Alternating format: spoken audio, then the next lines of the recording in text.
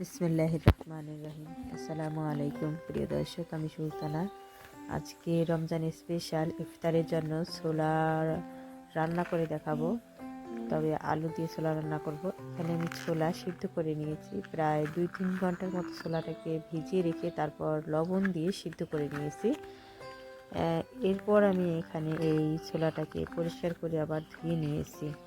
এখন এই ছোলাটা রান্না করার জন্য চুলায় একটি কড়াই বসিয়ে দিলাম, ফ্রাই প্যান বসিয়ে দিলাম। এই যে ফ্রাই প্যানের মধ্যে আবার মাটি লাগিয়ে নিয়েছি ফ্রাই প্যানের পিছন পাশে, যাতে ঘষা মাজা করতে আবার একটু সুবিধা হয় ওই জন্য। এরপর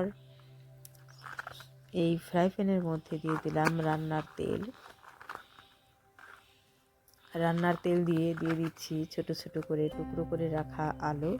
এখানে ছোলার মতো করে ছোট ছোট পিস করে কেটে নিয়েছি। এই আলুটাকে প্রথমে আমি একটু ভেজে নিচ্ছি, কোনো রকমের পানি ছাড়াই, কারণ কাঁচা আলু একটু ভেজে নিলে ছোলার সাথে খেতে ভালো লাগে। এরপর এখানে আমি হলুদ গুঁড়া দিয়েছি এবং লবণ দিলাম, পরিমাণ মতো লবণ দিয়ে এবং হলুদ গুঁড়া দিয়ে তারপর নেড়ে চেড়ে একটু ভেজে নিচ্ছি। হলুদ গুঁড়া দেওয়ার এখন এই মুহূর্তে একটাই কারণ এই আলুর কালারটা যাতে সুন্দর আসে, ওই জন্য দিয়েছি। আর এখন দিচ্ছি আদা কুচি এবং পেঁয়াজ কুচি, রসুন কুচি, এই 3টা উপকরণ দিয়েছি।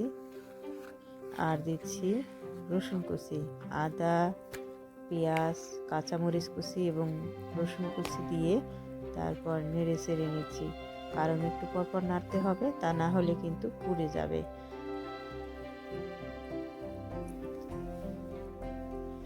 এখন দিয়ে দিচ্ছি ছোলা। আমি এখানে ছোলার সম পরিমাণে আলু দিয়েছি, মানে আলুটা একটু সামান্য কম হবে। তো যাই হোক, ছোলাটা দেওয়ার পর একটু পানি দিয়ে দিলাম, যদিও সিদ্ধ করা ছোলা, তবু একটু পানি দিলাম, কারণ কিছু কিছু মশলা এখন দিয়ে দিব, যেগুলো এখন এই মশলার সাথে, ছোলার সাথে, আলুর সাথে, মানে সবগুলো মিলিয়ে রান্না করে দারুণ টেস্টভাবে তৈরি করা হবে ছোলা ভুনা। তো যাই হোক, এখন এখানে আমি গরম মশলার গুঁড়া, পাঁচফোড়ন গুঁড়া, জিরার গুঁড়া, লবণ, মরিচের গুঁড়া হালকা করে দিয়েছি। এরপর দিয়েছি এখানে লেবুর রস।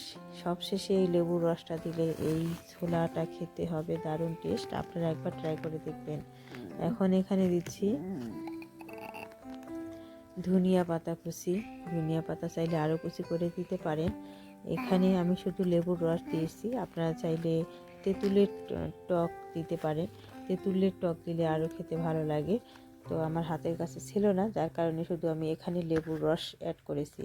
আপনারা চাইলে এখানে এই ছোলাটাকে ভুনা করে রান্না করার পর তারপর নামিয়ে লেবুর রস অ্যাড করতে পারেন, তবুও খেতে ভালো লাগবে। তো এখন পরিবেশন করে নিলাম ভুনা করে। তো ছোলা হয়ে যাওয়ার পর সুন্দর মতো করে পরিবেশন করে নিলাম। এখন দেখাচ্ছি কীরকম হয়েছে আজকের ছোলা ভুনা রান্না। তো মাশাআল্লাহ, দারুণ কিন্তু হয়েছে। এইভাবে আপনারা রমজান স্পেশাল পরিবারের সকলের জন্য ছোলা দিয়ে আলু দিয়ে রান্না করে খেয়ে দেখবেন, আশা করি ইনশাল্লাহ ভালো লাগবে। তো অল্প একটু ছোলা দিয়ে সাথে কিছু আলু দিয়ে পরিবারের সকলের জন্য এইভাবে ছোলা রান্না করবেন, আশা করি ইনশাল্লাহ ভালো লাগবে। তো প্রিয় দর্শক, ভিডিওর কোনো অংশ ভালো লাগলে অবশ্যই একটি লাইক করবেন, সাবস্ক্রাইব করে আমার চ্যানেলের পাশে থাকবেন। ধন্যবাদ সবাইকে। দেখা হবে ইনশাল্লাহ পরবর্তী রেসিপিতে।